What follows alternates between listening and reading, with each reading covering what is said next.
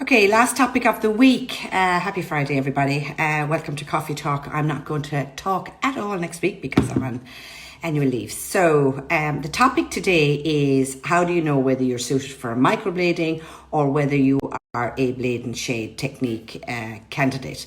So leave that decision to us. I usually find that when clients come to me, they say, oh, I want microblading. And actually, it's a bit like gelish and shellac. It is... it's all gel polishes, and it's a bit like microblading. People think that what they want is microblading, and what they want is tattooed brows. And the delivery is different in relation to microblading and with the blade and shade technique. And there are certain skins that take microblading very well, and it's beautiful and it heals, gorgeous, and it has that lovely crisp stroke. And then there are times that we have to upgrade it to a blade and shade technique. So when does microblading not work? I mean, I have clients who come into me and they say, I don't want powder brows, I don't want powder brows. And they have this vision of what the grannies used to look like of yesteryear with their block, severe, hard brow. That was yellows and purples and greens inside in the supermarket. And people have this vision that this is what it's like. And we see a lot of it around even now.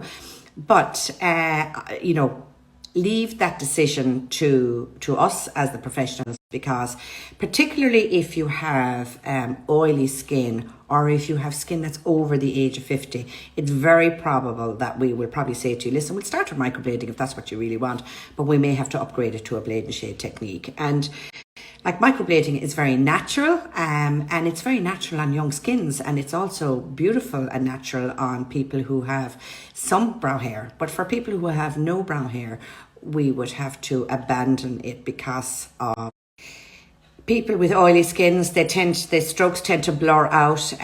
People who have skin laxity in older skins. So obviously, when we're doing the microblading, we have to stretch the skin 3 ways, 1, 2, 3, and then when it bounces back, with older skins, it tends not to bounce. So you would put in a lovely hair stroke when the skin is stretched, but when it's actually released, it kind of looks like a squiggle and it's wavy.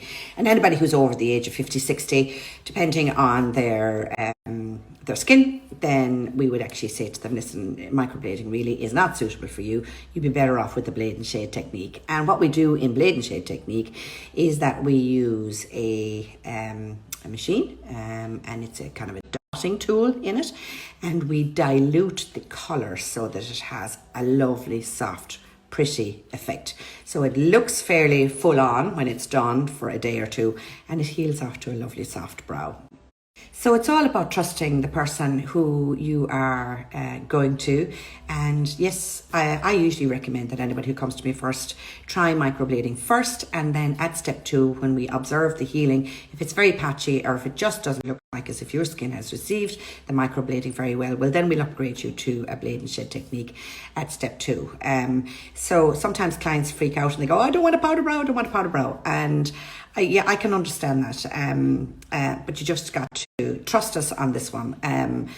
I had microblading myself for years, and it just never held very well, and I needed to have it colour boosted practically every 6 to 8 months. And in the end, my technician said to me, Olive, you'd be better off going for a powder brow.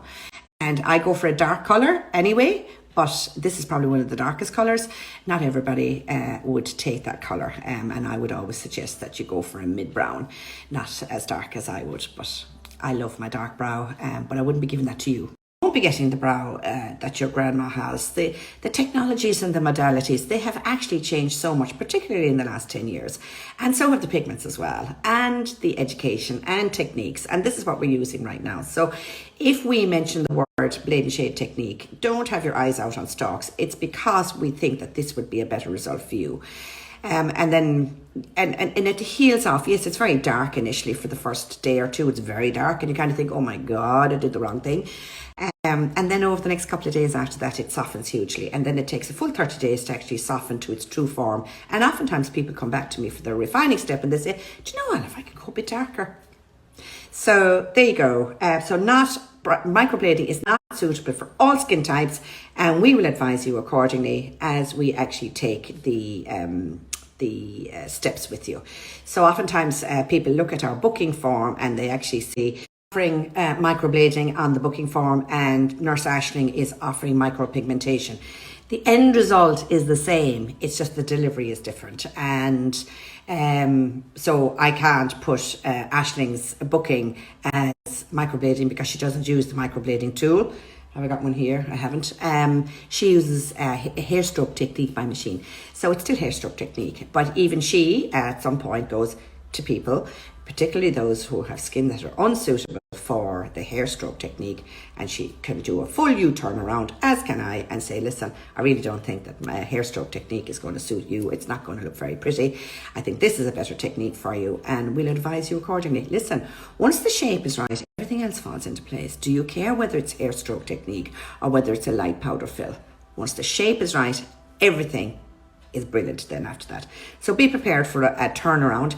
Usually with my clients at their first visit, I usually sort of say, let's start with the more natural option and then we can turn around at step 2 and step 3. Okay, I hope that helps by way of explanation. I am